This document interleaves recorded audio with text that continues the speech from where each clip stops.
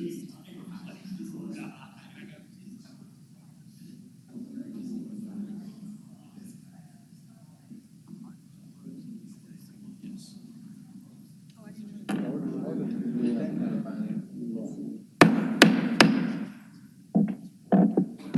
morning, everyone, and welcome to the October 12th meeting of the Memphis and Shelby County Land Use Control Board. My name is Mary W. Sharp, and I will be serving as your chair today. We will begin this morning's meeting with a roll call. Mr. Ragsdale, would you proceed, please? Yes, ma'am. Mr. Tolles? Here. Ms. O'Connell? Here. Mr. Gill? Here. Mr. Fleming? Here. Dr. Pritchard? Here. Ms. Wilbanks? Here. Vice Chair Lyles Wallace? Here. Chair Sharp? Here. We have a quorum. Thank you, Mr. Ragsdale. I would like to remind you that copies of today's agenda are located at the front right podium if you need them. If you wish to be a speaker on any case that is on today's agenda, please fill out an attendance speaker's card located at the front podiums. Once you have filled out the card, please bring it up front and hand it to one of our DPD staff members located at the left podium. When that agenda item is called, you will be given an opportunity to speak. At this point, I would like to read our conflict of interest statement. The adopted policy of the Land Use Control Board requires that any member of the board recuse himself or herself from any participation in the discussion or voting on any matter on the meeting's agenda in which he or she may have direct or indirect personal interest. The member shall vacate his or her seat during deliberation on any matter from which they have recused themselves. An abstention may substitute for recusal for the purposes of maintaining a quorum. I would now like to get approval of our minutes from the last meeting. May I please have a motion? I so move, Madam Chair. Second. Okay, we have a motion. I have a second. Is there any discussion amongst our members? Is there any discussion? Hearing none, I assume we're ready to vote. All in favor say aye. Aye. Those against, nay. Motion carries. Thank you. Now, are there any director's remarks today, Mr. Ragsdale? No, ma'am. Okay, may I then get a secretary's report for this month and an explanation of today's procedure? Thank you, Madam Chair. I do not have a secretary's report, so I will go into the procedure. At the beginning of today's meeting, we will establish a consent agenda for those items where no one in the audience or on the board is requesting an individual public hearing. After the consent agenda is established and approved, we will move on to the regular agenda. For each case on the regular agenda, the DPD planner will give a presentation. This will be followed by the applicant's presentation and any testimony from others who support the application. The applicant and supporters will be given a total of 10 minutes. Following each speaker, the chair will ask the board members if they have any questions for that speaker. Next, the opposition will be given a total of 10 minutes to present their case. Following each speaker, the chair will ask the board members if they have any questions for that speaker. Finally, the applicant will then have a 3-minute rebuttal period under the same rules. Following all the presentations and after all parties have been heard, the chair will ask that the board members have any additional questions of anyone who spoke. Then the chair will close the public hearing portion of the case, entertain a motion on the matter, discuss, and then vote on the application. If an applicant or any speaker would like to be heard after the conclusion of the public hearing portion of the case, or if a board member wishes to hear any additional testimony from any party for additional clarification, a motion will need to be made along with a second and then a 2/3 affirmative vote of the board is required to reopen the public hearing portion of the agenda item. If the public hearing is reopened, both the applicant and the opposition will be allowed an equal amount of time to provide additional testimony. After the additional comments, the board will close the public hearing portion of the case and deliberate and take the final vote.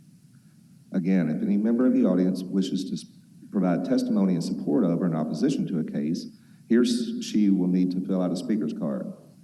These are available at the front podium. Speaker's cards are not required of applicants since their names are already part of the record.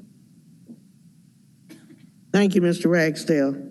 The board is a supporter of community involvement, and we welcome neighborhood comments and feedback. We are respectful of the fact that many of you have taken off work or adjusted your schedules to be here today. but we ask that your comments please be made within the time frame allowed. If there are multiple speakers, please try not to be repetitive so as to make the most of your side's 10-minute time allotment. Lastly, I'd like to ask you to all silence your cell phones so as not to interrupt or disturb anyone during today's proceedings. With our procedures now explained, I would like to introduce to my right Ms. Lisa Wilbanks, who will be this morning's consent agenda chairperson. Ms. Wilbanks will read items 1 through 11 as the consent agenda. Once the consent agenda is read, if you wish to discuss one of these items individually, please come forward and give us the item number and we will pull the case. We will then vote on the remaining consent agenda items as one vote, and following the vote, we will hear the cases that were pulled individually. Ms. Wilbanks, will you proceed, please? Yes, ma'am. Item number 1, case MJR 23-32 in White Station. The request is a major modification to construct an approximately 30-foot by 30-foot cremation retort facility at 5668 Poplar Avenue. Staff recommendation is approval with conditions. Item number 2, case MJR 23-33 in Eads. The request is a major modification to a conceptual layout to part of Area A of the Rockgate Center PD to the southeast corner of U.S. Highway 64 and North Reed Hooker Road. Staff recommendation is hold for 1 month. Item number 3, case PD 23-013 in Cordova. The request is a planned development to allow a 16-lot single-family residential development at the southeast corner of Cordova Road and Dexter Lane. Staff recommendation is hold for 1 month. Item number 6, case MJR 2023-036 in Pleasant Acres. The request is a major modification for a time extension for Storagetown PD located at 900 Reddick Street. Staff recommendation is hold for 1 month. Item number 7, case PD 2023-019 in Bartlett adjacent. The request is a commercial plan development to allow vehicle sales, service, and repair in the Conservation Agriculture District at 7689 U.S. Highway 64. Staff recommendation is approval with conditions. Item number 8, case PD 2023-020 in Burlington. The request is an amendment to the Villages of Bennington PD to allow self-service storage at 7057 East Shelby Drive. I'm sorry, I don't have the staff recommendation on my sheet for 8. Approval with conditions. Sorry, it's approval with conditions. Okay, approval with conditions. Item number 9, case PD 23-022 in Raleigh adjacent. The request is a planned development to allow self-service storage, vehicle, RV, boat, and camper parking / storage at 5298 Egypt Central Road. Staff recommendation is approval. Item number 10, case 2023-037 in Bartlett adjacent. The request is a 1-lot major commercial re-subdivision of Lot 1 in the Shelby Oaks Drive subdivision at 5819 Shelby Oaks Drive. Staff recommendation is hold for 1 month. That is our consent agenda. Thank you. Madam Chair, will you show me recused from item number 6? Okay. So noted. Anything else? Anything pulled?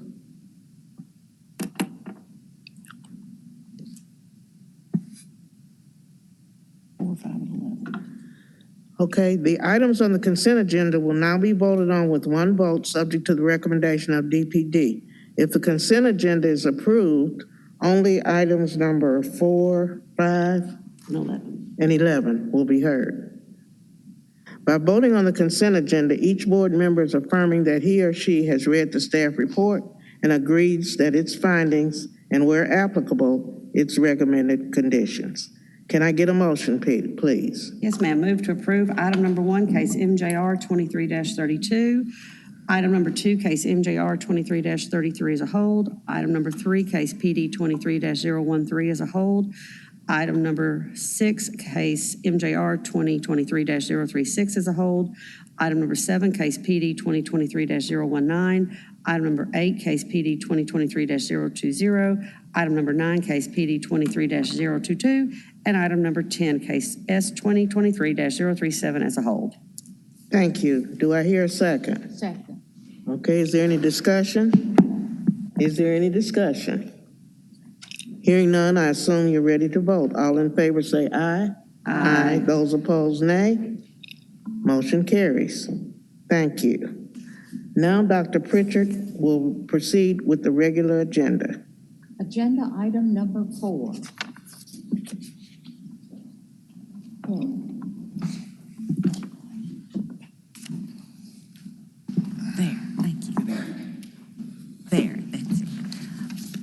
Yes. Agenda item number 4, PD 23-014 Cordova.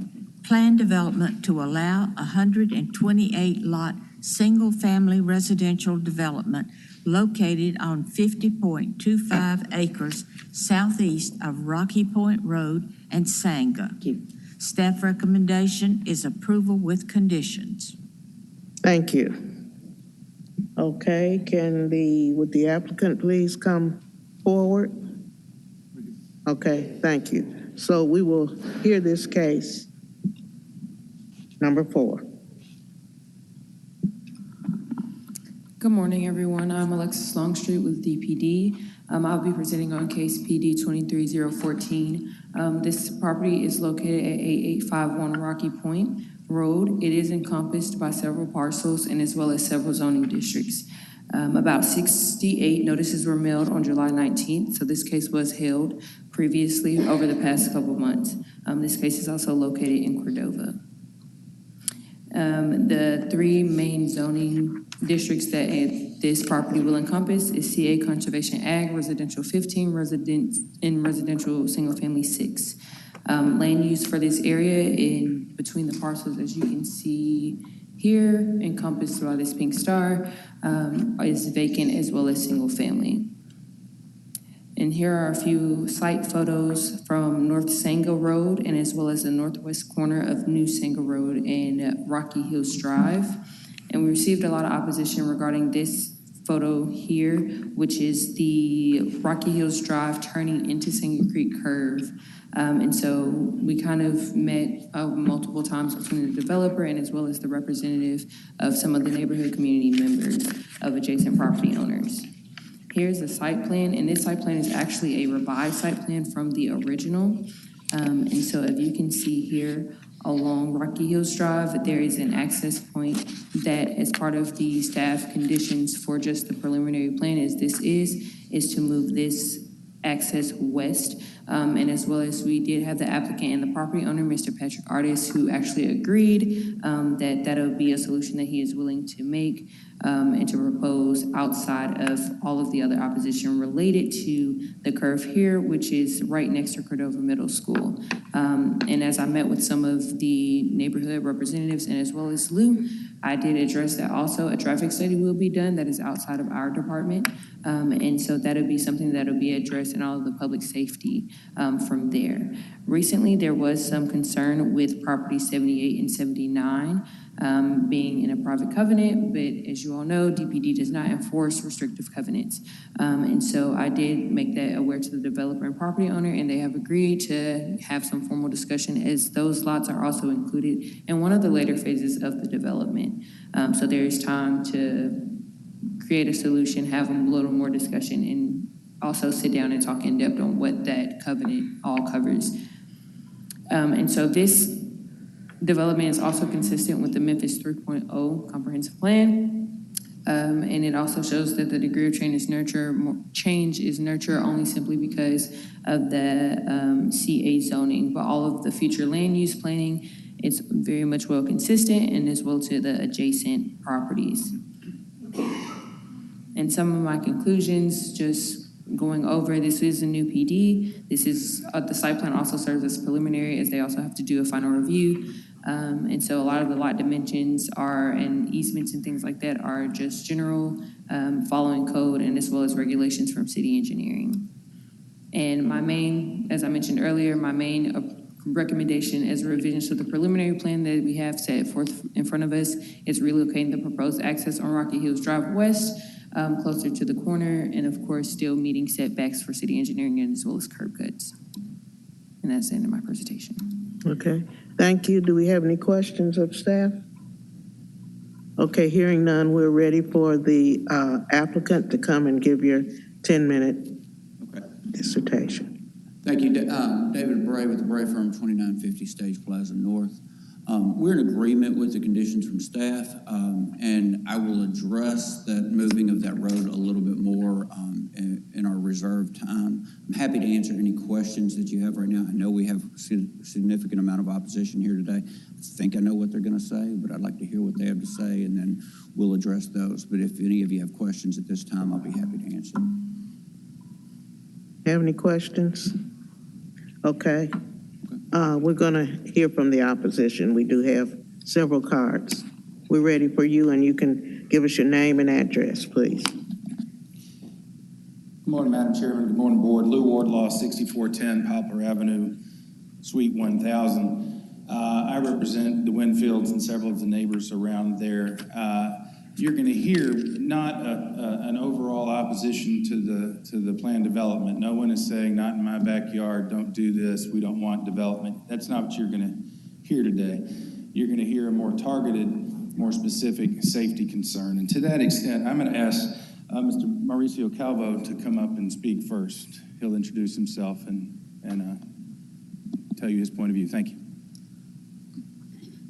Good morning, Mauricio Calvo, 8665 Roundtree Place, Cordova, Tennessee. Good morning. I represent District 5 on the school board of Shelby County Schools. And my main job, I have one job at the school board, and is to represent the safety and well-being of children. As you can see, this property is across the street from our school, Cordova Middle, and it's already a hectic morning and a hectic afternoon with school buses, parents picking people up. So as you heard, we're not opposing the development. It's just, this is an accident on the making. When a two-lane street is already blocked with buses and cars, and we create an access point there, many of the people who will live in those houses will also attend the school. We're just putting the well-being of our students at risk. I believe that developers and communities need to live in harmony, so we just want to have an alternative solution that puts the children's safety first. Thank you so much. Thank you. Okay, we have another card. Give us your name and address. Hi, I'm Kathy Winfield, and I represent our neighborhood on Sanger Creek Road. As Mauricio Calvo said, we're not opposing the development, but the access road on Rocky Hills is problematic for a couple of reasons. One, the school traffic and the lineup of cars, parents on Rocky Hills requires the buses to go in the opposing lane to get to the school bus entrance beyond where the parents are parking. But the primarily the curve, it's a 90-degree curve. I do have pictures if it's possible for y'all to see them. The 90-degree curve is a blind curve. You cannot see around it until you're right on the curve. On the top of it, there's a hill both ways, and you can't see. And the problem is a lot of the school buses, they're 9 feet wide, 10 feet road, they go around that corner, that curve, and they go in the opposing lane. They also go in the opposing lane to be able to access school driveways to drop off and pick up the kids. So I want to say that where the other property boundaries, there is approximately 1,500 feet on Sanger Road. There's also approximately 2,200 feet on Rocky Point. I think either one of those would make a much better access point, namely because they don't have a 90-degree curve and they don't have schools other than Sanger. And it has 4 lanes in front of the school, so traffic can move.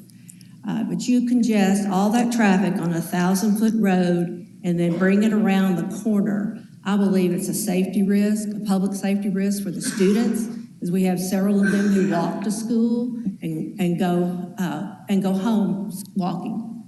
And I just don't think it'll be safe for all involved. Can we have your address? You failed to give us your address. Ma'am? You failed to give us your address. Yes, ma'am. It's 790 Sanger Creek Road. Okay, thank you. Okay, any more opposition? I haven't introduced Mr. Calvo. I'd just like to sum up. Mr. Calvo is with the school board and self-described his sole job in that role on the board is to keep the kids safe. He's written a letter which should be in your packets.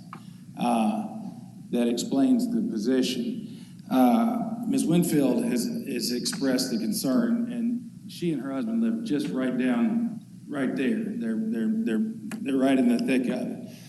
They're not asking that we not have this. They're not asking that the tax base depleted. They're not asking for don't build anything. They're asking that this southern ingress egress be moved with its would-be twin to the west. You can't see very well with the way it's laid out there, but the top roadway internally could be brought out too. Both accesses go to the roadway that can handle it. It takes it off of these two schools. It takes it out. There's pictures going around. It takes it out of the impossible narrowness. Here you have multipliers, problem multipliers. You have a comically narrow roadway that then has ditches on both sides, that's then speed limited now 30 miles an hour, that has buses coming around it, and then you put it in a 90-degree curve. And that's where we plan to put all the people coming out of this planned development. You'll hear, I suspect, in a moment from Mr. Bray, well, we can't do that. There's an existing house up there. We don't want that. This is a huge piece of property. The time to develop it right, to get the ingress, egress safe for my clients, the children, the school board, that time is now. It's not to say we're going to get a traffic study sometime down in the future. We'll get all this worked out, everybody will be happy. The time is now with your gavel and with your votes, and we'd ask that you do that. We support the planned development being approved. What we're asking for is no ingress, egress on the south, and have both of them be placed on the much larger street that doesn't have the curve, that doesn't have the two schools, that doesn't have the wide ditches immediately next to it. That's the safe path to do it, and my clients would support that. I can answer any questions if any of you have any, so can my client. So. Thank you. Do you have any questions of the opposition, anybody? Okay, well, we're ready for the applicant to give your rebuttal.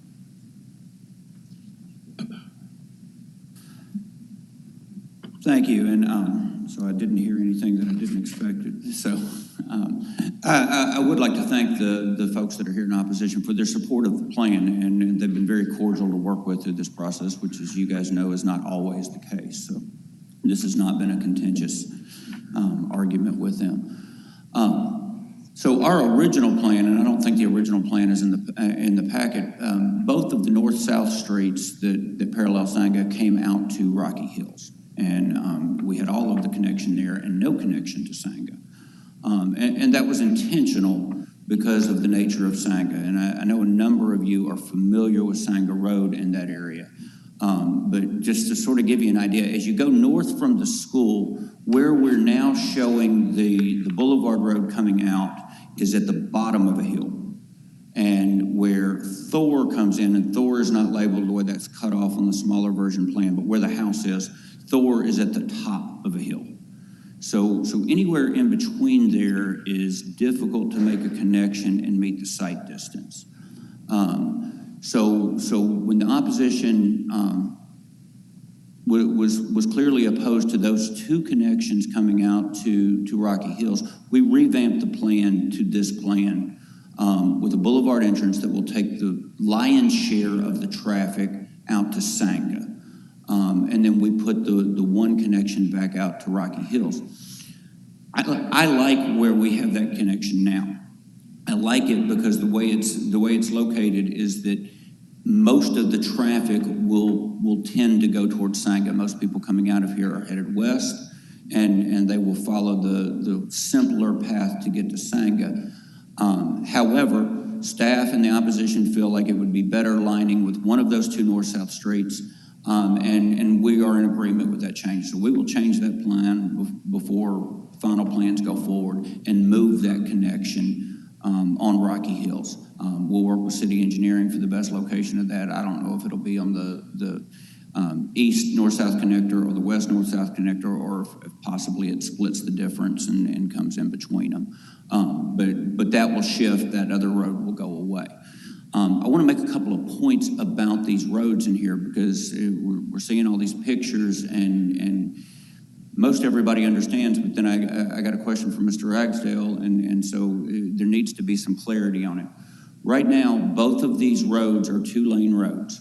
In both roads, as the development goes forward, there will be additional right-of-way dedication, improvement of the road, curb and gutter, and sidewalk. That's at a bare minimum. And I'll get to the traffic study and the traffic impact statement in a minute because there may be more, but that's at a bare minimum. So if you're looking at where that 90-degree turn is on Rocky Hills, the curb and gutter and sidewalk will extend all the way across the frontage of what's labeled on there. I believe it's lot 83.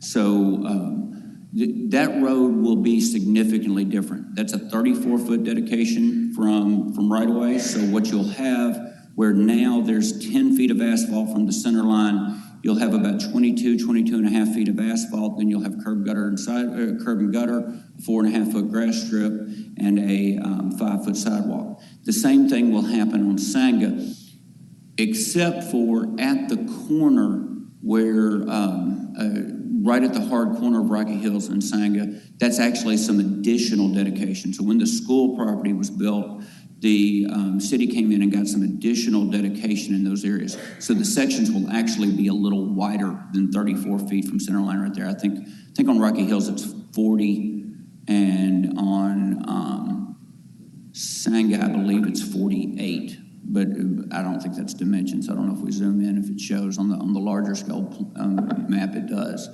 So all of that's going to be improved. You're going to have a sidewalk where right now you have kids walking down the shoulder of Sanga Road to get to the school property. Basically from Thor to the south, you will have sidewalk all the way on our side of the road.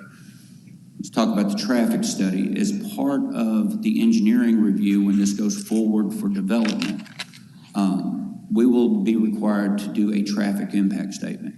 The traffic impact statement warrants further, a traffic study will be required. And what that would do is determine if any improvements off-site. So all of the improvements that I've talked about right now are just part of the subdivision regulations. Those are standard. We have to do those.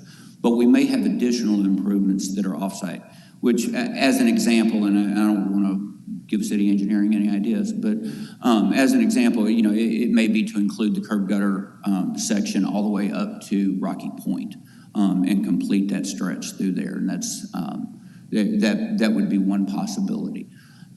It wouldn't typically involve improvements on the other side of the road because that would be other property owners, but it might. And so we'll see what that entails and what we do at that time. So that's sort of how we got here. Like I said, we're in agreement with the condition to move that connection to Rocky Hills further west and in one of 3 locations.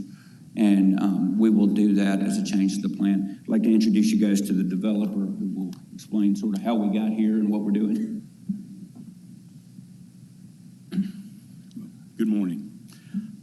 You've never seen me before because I'm not a developer. I'm a landowner, and I built this property starting in I think about 1983 or 84. And my name is Patrick Michael Ardis, A-R-D-I-S, and I live right in that big piece of land that you see not being developed. That's my home. It's about 11,000 square feet. I'm the architect, I'm the engineer, and I am the general contractor. I'm a lawyer by living. I've been a very good neighbor over these years, controlling this property, keeping the wildlife on the property, and it was a great place to raise 3 sons, and that's exactly what my intent was. I had no plans for what I was going to do with the property. But as it turns out, I'm now 73 years old, got a heart condition, expect to be around for a while, but nevertheless, I'm looking for the future for my children and what follows them.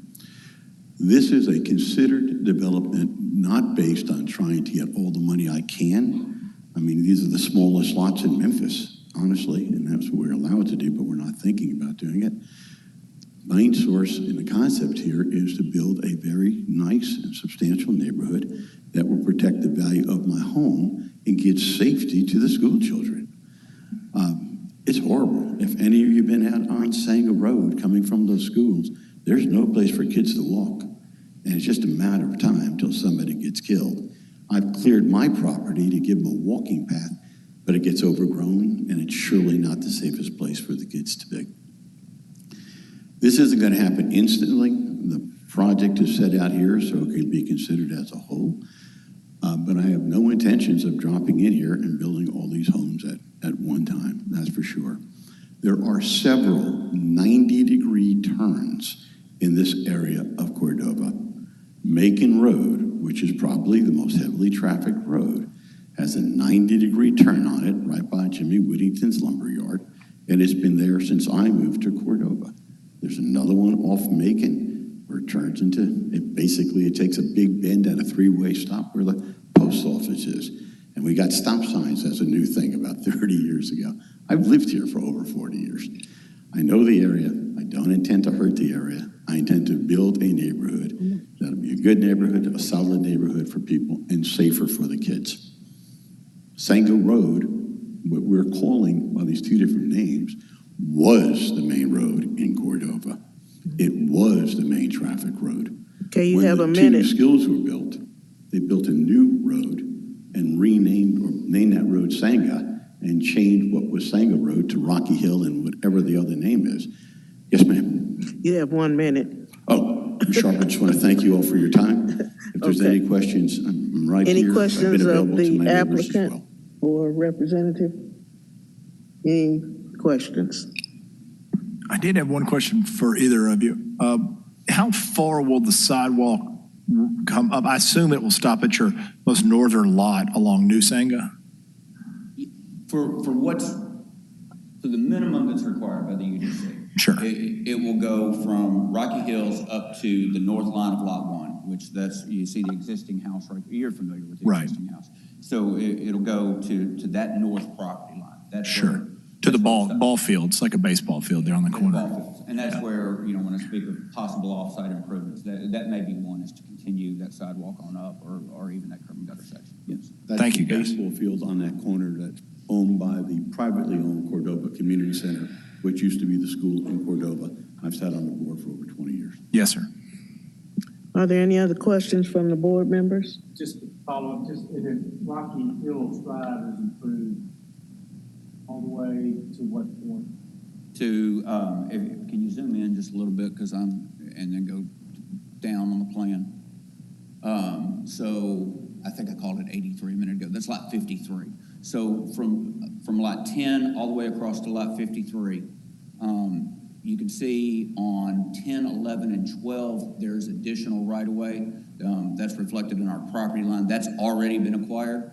So in that section, the curb, gutter, and sidewalk would come starting at the north property, or the south property line of those lots, the north line of that road. You'd build a 5-foot sidewalk, a 4.5-foot grass strip, and then curb and gutter, and then pave from the existing asphalt section, which is the dashed line, over to that.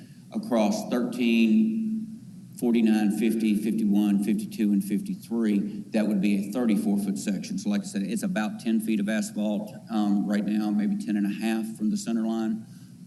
We would be adding, the asphalt section would get to 22 feet, and then you'd have the gutter, which is 2 feet, the curb, 4.5-foot grass strip, 5-foot sidewalk. So all the way across that frontage. Any other questions? Okay, since there are none, I will now close the public portion of this meeting. Dr. Pritchard? Move approval of agenda item number 4, case number PD 2023-014. Okay, we have a motion, we have a second. Is there any discussion amongst our board members? Is there any further discussion? Okay, hearing none, I assume we're ready to vote. Are we gonna vote individually or? Yes, ma'am, I can do an individual vote. Mr. Gill? Yes. Mr. Fleming? Yes. Mr. Tolles? Yes. Ms. O'Connell? Mr. Thomas is that? Okay. Ms. Wilbanks? Yes. Dr. Pritchard? Yes. Vice Chair Lyles Wallace? And Chair Sharp? Yes, Motion carries. thank you. Dr. Pritchard, for our next Yes. case. Agenda item number 5, PD 23-016 Frazier, planned development to allow a self-storage facility at 1674 Delano Avenue. Staff recommendation is rejection. Okay, is the applicant here? Okay, and this is rejection, we will go ahead and hear the case. Thank you, Madam Chair. Brett Ragsdale with the Division of Planning and Development. This case was originally assigned to Teresa Shelton, who, as you know, took a position in Biloxi, and so she's no longer with us, so I'm presenting this case. The case is PD 2316 is for an self-service mini storage facility at 1674 Delano. Here's a location map. As you can see, it's in the Frazier area. And then to the right, the vicinity map showing the notices that were sent out to the adjacent property owners and within a 500-foot radius.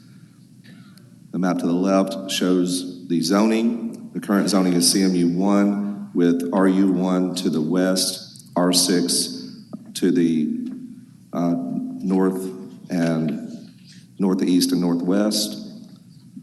And then to the right, you see the land use, which is commercial with single-family uses around the property. This is an aerial of the property in its current condition. Here are 2 site photos showing the streetscape along Delano and 2 aerial perspectives showing the property. To the left is a current site plan showing the curb cuts along Delano and North Watkins, as well as there's a small office building in the front, which has a couple of different offices in it, and then there's a 5-bay car wash, self-serve car wash behind that. To the right, you see the proposed site plan, which retains the office spaces, and it converts the parking and the car wash bays into self-service mini storage, retaining the existing curb cuts and fencing. So in conclusion, the applicant is requesting a plan development to allow self-storage mini storage facility in the CMU1 district.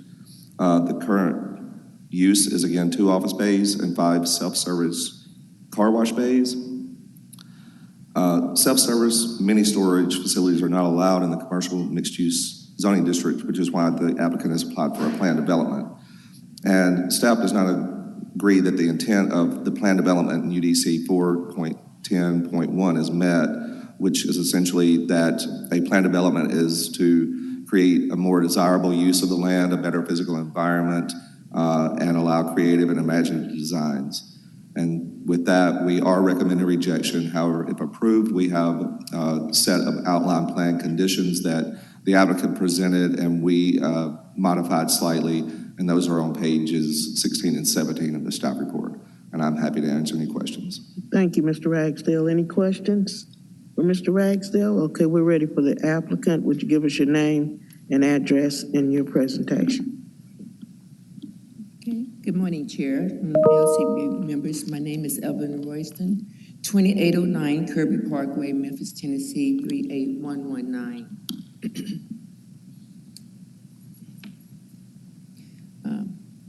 The applicant and the owners are here, Mr. Byron Cook and Ms. Lottie Jones.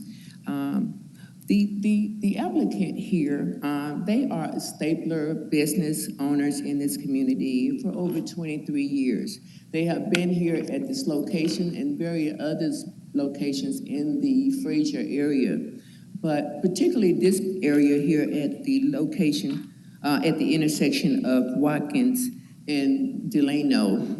They have maintained a clean and safe and aesthetically pleasing business here, like I said, for over 23 years. They have changed the use several times and gone through Office of Planning and Development to get approval to do so. Initially, they started out, as you can see, on the existing plan as a car wash, and then they converted to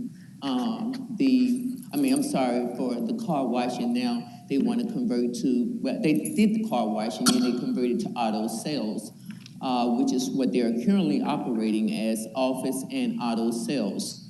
I would like to have a picture, I think that's page 9, showing how the cars are displayed on the property. Yes. Now, this is the current site with all the cars parked on the parking lot there. What we're trying to do is, because these cars have been sitting dormant on this lot for a while, and it's become a blight to the site. This is a intersection that is commercial. You have a U-Haul storage unit on the east side, just across the street of this property. On the west-east corner, it's a convenience store. On the southwest corner, it's a convenience store. And then you have this site. On the west of this property is residential, which we have a 6 feet CMU wall, concrete wall that serves as a buffer, and landscaping separating the residential property and this site. A U-Haul storage facility is very well needed in this area right now. The neighbors, the families that live in this community feel like this is the best served area for such a storage unit, because there is a storage unit there already, and most families like to do business in a community nearby the school. This would be ideal for them, those who attend in the schools, for those families to have access to storage at this particular location.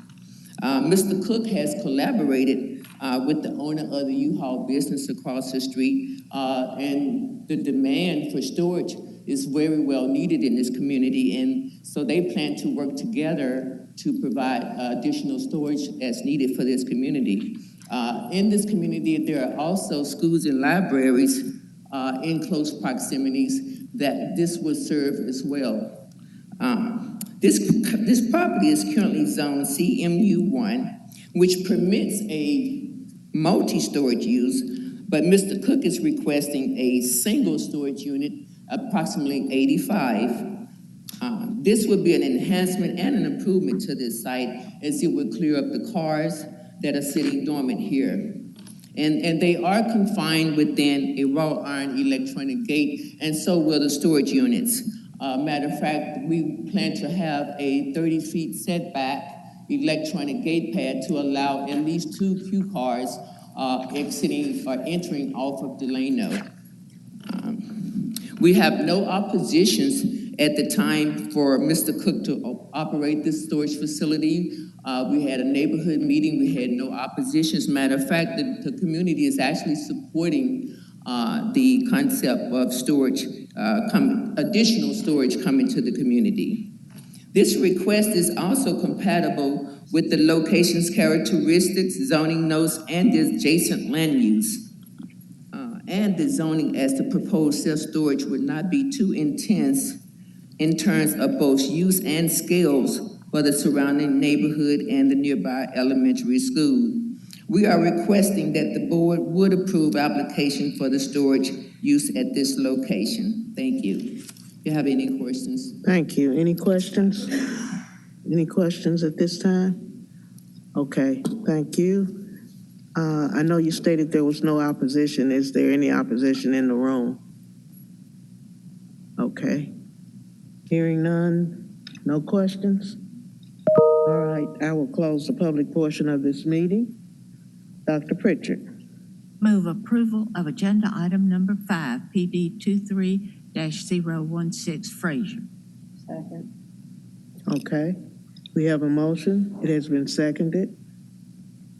Is there any discussion? Is there any discussion? Okay, hearing none, I assume we're ready to vote. I can do a roll call here. Mr. Tolles? No. Dr. Pritchard? No. Mr. Fleming? Yes. Mr. Gill? No. Ms. Ms. Wilbanks, Yes. Ms. O'Connell, Vice Chair Lyles Wallace, Yes. and Chair Sharp. Yes. Got 1, 2, 3, 4, 5. 5 yes, 3 no's. Motion carries. Thank you. All right, Dr. Pritchard, Yes. next case. We'll go to agenda item number 11, PD 2023-021, White Station, plan development to allow a mixed-use development at 5111 Sanderlin Avenue. Staff recommendation is approval. Okay, is the applicant present? I don't have 11.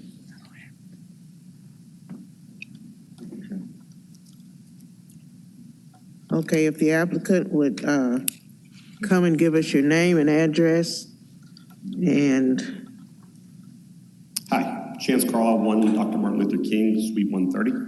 thank you. Okay, since there is opposition, we're going to hear the case. Is the opposition here, by the way? Yeah, okay. We'll hear the case. Thank you, Kendra Cobbs, Division of Planning and Development. So this is a planned development request located at 5111 Sanderlin Avenue. The applicant is David Lewis, represented by Josh Whitehead, and this is an application for a mixed-use plan development. So this is located in East Memphis in the White Station area. Pretty much there are 4 properties or 4 lots that are a part of the application. The bulk of it is along the south side of Sanderlin Avenue and in between South White Station Road and South Mendenhall Road, and it is the site of the old Racket Club of Memphis. We did send out 183 notices. We mailed out 183 notices on September 28th, and that's shown in the vicinity map to the right, the property owners who received such notice. So this property has a few different zoning districts. It has a few different zoning districts. Currently, residential single-family 10, and then to the south, we have commercial mixed-use 1. It is surrounded by commercial mixed-use 3 to the west, and residential single-family 10 to the north, and then also to the east. And looking at the land use map, the site is currently vacant other than the tennis courts that remain from the Racket Club. There is a property or parcel that is south of this, shown by the star right here, and that has frontage on Wheeless Drive.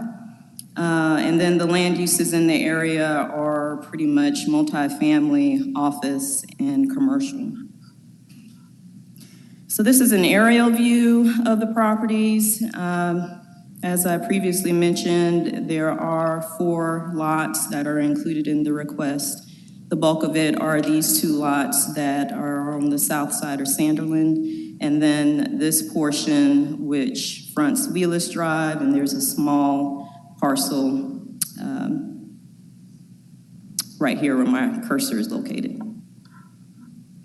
And so site photos, these are images of the site currently looking south, and this image to the right, you can see a portion of the tennis courts and then Lexington condominiums that abuts the site. And other images looking south, the image to the left, you can see the Clark Tower and the iBank Tower building, which is in the vicinity. This is the location off of Wheeless Drive, a single-family home that was converted to office space. So there are 2 concepts proposed within this plan. Primarily, each one of them consists of hotel uses, also multifamily, office and retail, and parking garages, structured parking. So this just shows the concept A, and then also in both plans, along the eastern portion, which abuts Lexington condos, townhouses are proposed. And this is the other plan, which is pretty similar to the previous. So the request is consistent with the Memphis 3.0. Future land use does recommend urban center for this location with a degree of change of accelerate, which would be accomplished with the investment, the private investment from if this is approved. So to conclude, this is a planned development application for a mixture of uses consisting of multifamily, office, retail, hotel, and structured parking. And this is the previous Racquet Club of Memphis site. There are two concepts that are included within the application. There are just slight variations between the two. And also the eastern portion of the site is restricted. There are restrictive covenants that limit uses to surface parking, office, lighted tennis courts, single-family attached or detached uses.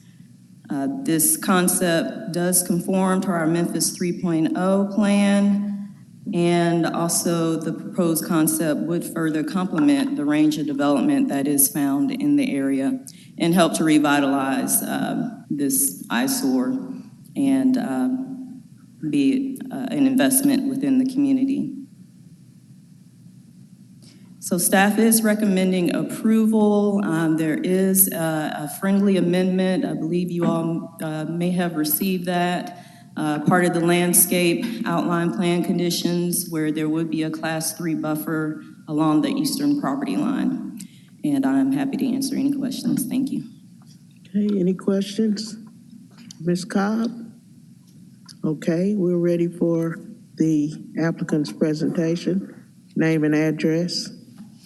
Hi, Chance Carlisle, 1 Dr. Martin Luther King Avenue, Suite 130. Okay, you can give us your presentation. Thank you. I'm here today to ask your permission to turn what was once the Racquet Club, private club, into a transformative development.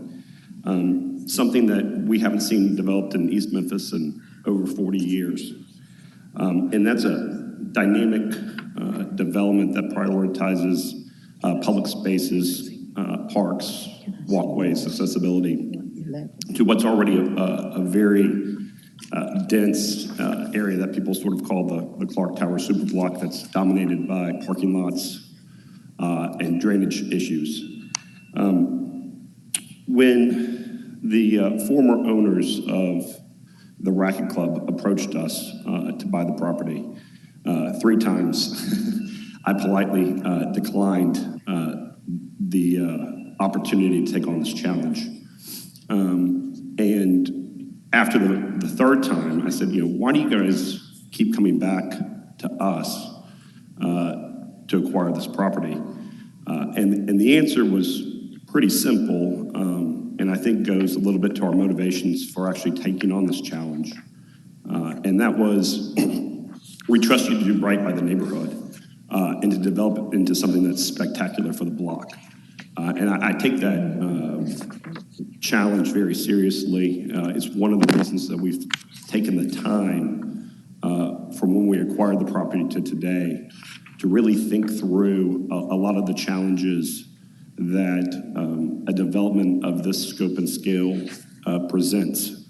And so throughout that, my challenge to LRK has been 1, not to screw it up, and 2, to do something great. And I think we've met that. I know that there will be a number of concerns, certainly at this stage with the preliminary plan. We don't have every nook and cranny buttoned down.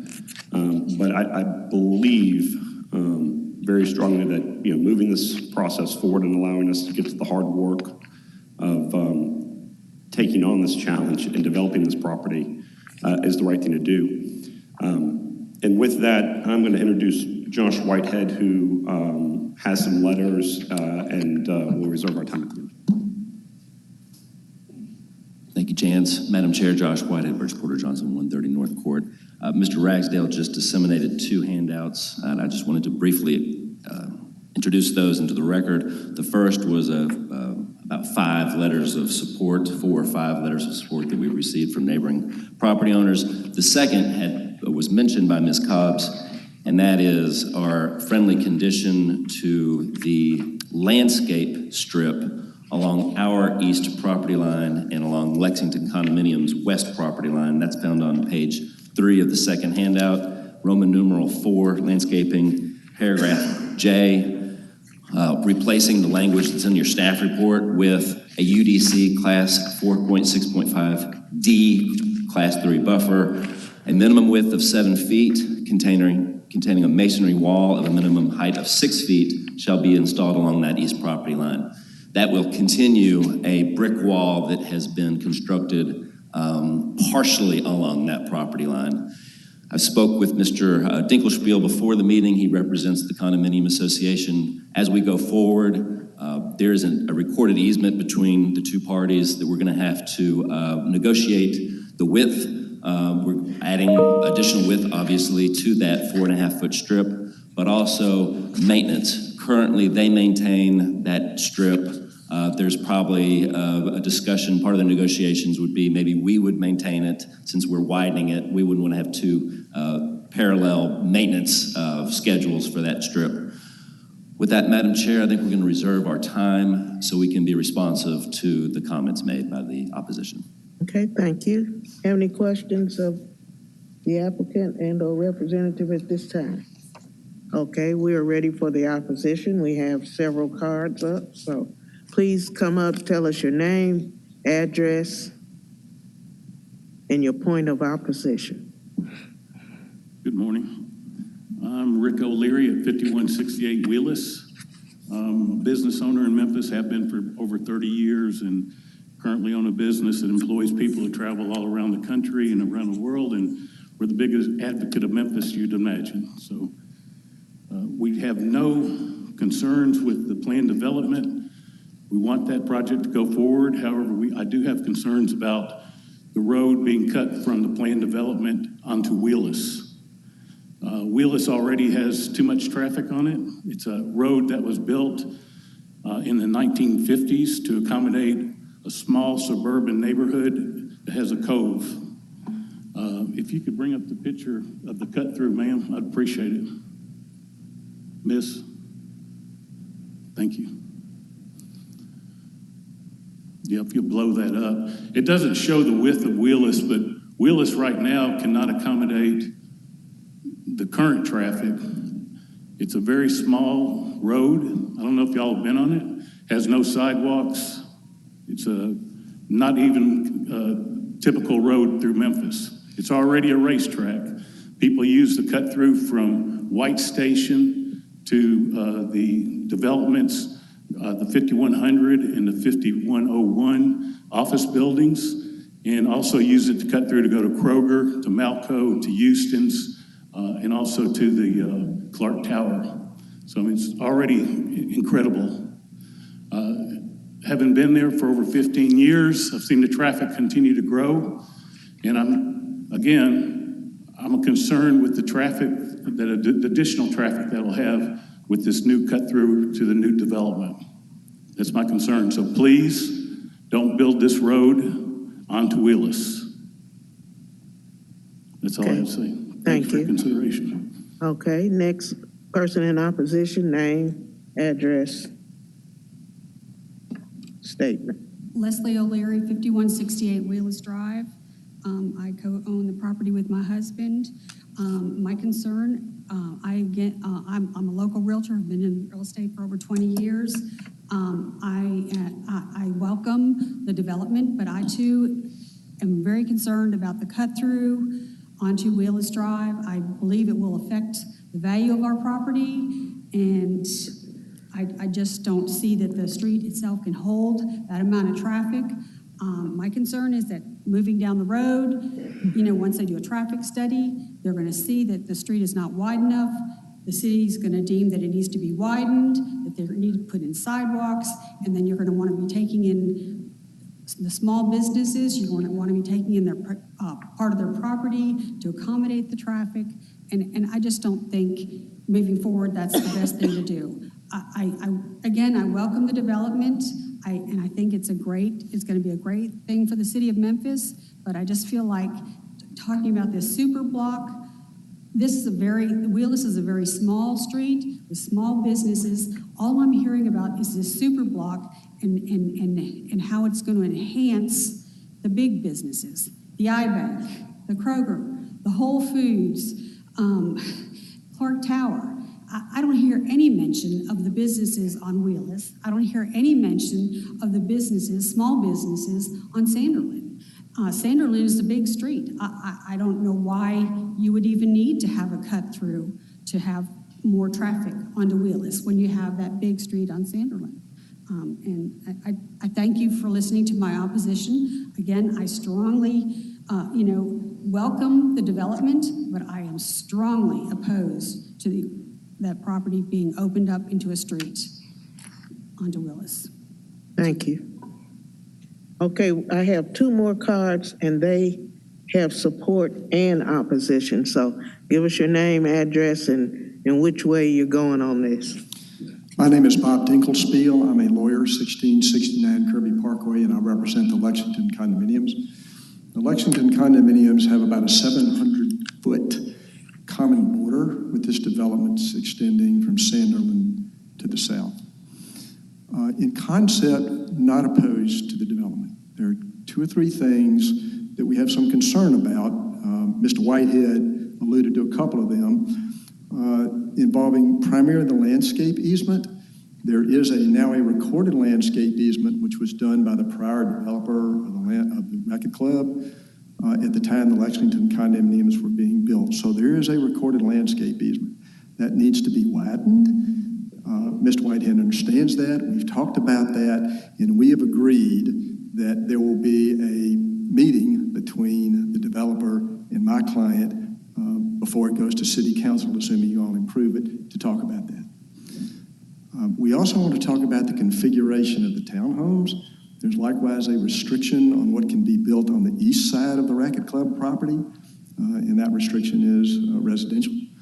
We want to talk about the configuration of those townhomes, since our condominiums, which are 4 stories, look down on that and look at that. They look directly at that. And he's agreed to discuss that.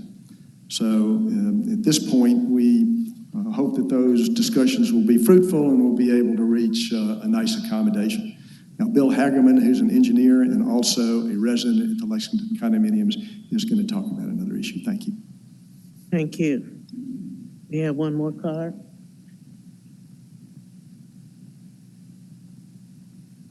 Name is William Hagerman, 591 Lexington Club Court, Memphis, Tennessee, 38117. I live in the Lexington, right adjacent to this development. And after retiring from 23 years at Dunham Enterprises, running the real estate division, I've had a good opportunity to meet Chance several times. And I know they're a very good developer. And as indicated, I had a very hard problem whether making the check mark larger on the support or on the opposition. I think it's a good plan. However, I think there's some points that could make it a better plan, or at least some consideration for the neighbors. As Mr. Dinkelspiel said, one of the main concerns is the landscape easement of the adjoining property line. And I think that we can work through that. I know the code requires 7 feet, maybe it's 8 or 9 feet, so that we can protect the roots of the current 15-foot shrubs that are there that serve a very good screen between the tennis courts. So we can preserve that during the construction of the brick wall. In addition, I think we can work together on the location of, right now there's a common entrance to the properties that are there mainly was meant for a manway or other way, an escape route in case, because we only have one man gate from our gated community, and in case of emergency or whatever, there should be 2. But we can work through that. My main concern is the proposed heights of the building. As you can see in the second diagram over here where it says upper floors, there's one long continuous building, goes almost across the entire north to south alignment of the properties. Now, I realize that in order to make this development a Class A development, it's going to have some tall structures. The applicant has asked for 240 feet through there, which if that building was contiguous at 240 feet, the western sunset would be blocked for all the communities around there from about 3 o'clock on. So that is problematic, and I think it could be solved. We can work through that. I know Mr. Carlisle, the last thing he wants to build is probably a 240-foot tall building there. And I think he was probably more thinking it's going to be 7, 8, maybe 10 stories.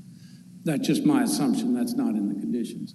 But I think if he would consider, or does consider building a real tall building, maybe we can break that with at least some view corridors through it so that it'll make it more amenable for everybody through there.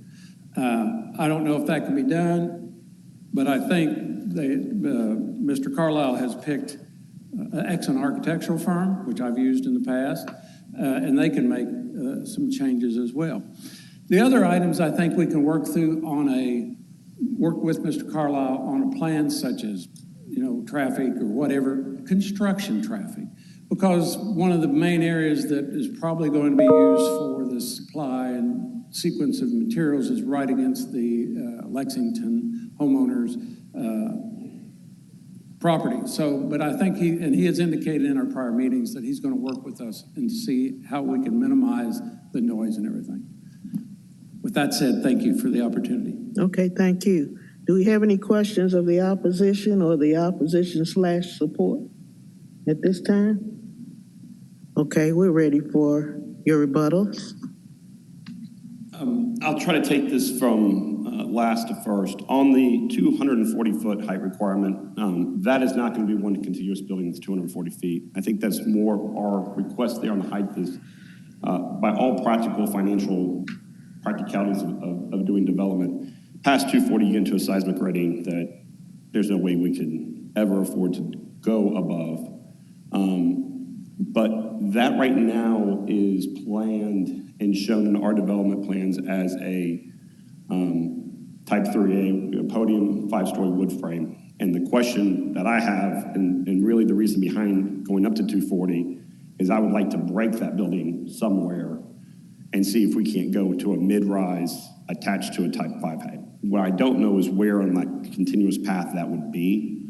And I would love not to have it go from property line to property line being type 5 wood podium wood frame the entire way. So that's the reason behind having a portion of that building go maybe 10 stories.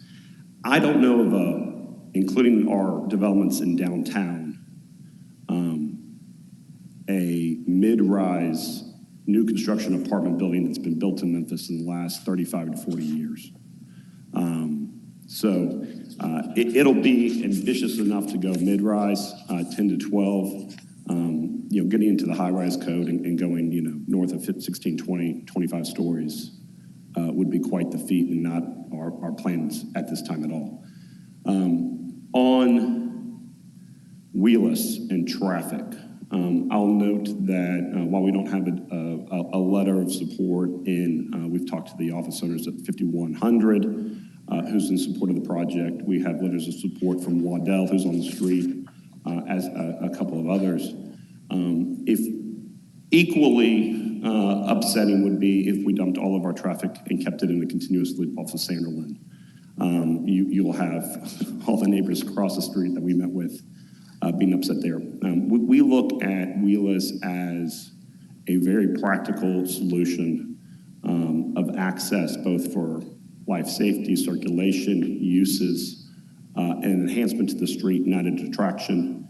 I'm fairly confident in saying that the property owners along Wheelus will be massive beneficiaries of our development, including their property values. And while it may look a little bizarre to cut across wheels as anything but having that be an interest, especially if that is an interest that is primarily used by the townhomes and the parking garage users. As far as being good neighbors with the Lexington Condominium Association, we've had 2 different public meetings. Happy to sit down with them in private and meet with them as many times as they like. For those that are aware of the work we did downtown with the Waterfront Condominium Association, we started at one point and ended up, with a lot of good hugs and strong drinks at the end of it. So I have no doubt. One of the things that I found out just at the last meeting that we had this week was that there was a misconception over whether or not we were going to come and take their 20-year hedge out, and we were like, absolutely not. My wife would kill me. She's got a bigger green thumb than I do. Almost everything that we're doing is to add landscaping, add open spaces, add parks. So that's a very easy solve for us. On the townhomes, this is tricky. And this is one of those things where we're going to have to sit down and really work together. There is a restrictive covenant that goes across the tennis court, so basically where the townhomes are. And we bought the property understanding the restricted covenant was there. It basically stipulates that unless more than 51% of the condominium owners agree to lift the restriction or modify it, we basically are left with 4 uses. We can keep the tennis courts as is. We can do a surface parking lot. We can build 1 or 2-story office or 1 or 2-story residential. So out of those uses, we've picked the 1 to 2-story residential and think that's the right way to go. How we orient or what we do in our future discussions with the Condominium Association will be whether or not we can actually get 51% of the condominium owners to agree to change that. And so that's something that we'll be talking with them. Ideally, what I'd like to do is have a heck of a lot more character, interest, and intrigue by doing 2, 3 stories, brownstones, be able to have a mixture of uses so it's not so, hey, to use the word pedestrian or really suburban. And so that is completely up in the air, and that's one of those things we'll sit down and fervently work together. As I'm sure, as this heads to city council, I'm sure we'll be destined for there anyway. So we'll have plenty of time to sit down before it gets there, before that body, and work out an agreement, if we can agree. Okay, you have less than 1 minute. Yeah, and so if there's any other questions, I'm happy to. Josh, or do you have anything? All right, wonderful, thank you. Any questions? Thank you. Any questions? Hearing none, I'm going to close the public portion of this meeting. Dr. Pritchard. Move approval of agenda item number 11, PD 2023-021. Second. I hear a second. We have a motion. Is there any discussion? I'd just like to say I agree with Mr. Carlisle. This will be a transformational development for East Memphis. It is the densest project that East Memphis has seen in my lifetime, and I'm genuinely excited about it. So I'm happily supporting the plan, and I think it will help I think it will help values for all the surrounding property owners on Wheelus included. Anybody else? I'd like to echo the same thing. I'm, Memphis guy, born and raised there, worked in East Memphis, a village, and this is such an incredible piece of property. We've been waiting for decades for something to happen, and here we are, and it will not only change and transform that site, but it'll be the catalyst to get a lot going too, and it'll raise the level of everybody, including those folks on wheels. Might be a few growing pains in the interim, but I think long term it's going to be fantastic. Got a great team, good friendly competitors of mine, and looking forward to seeing this thing.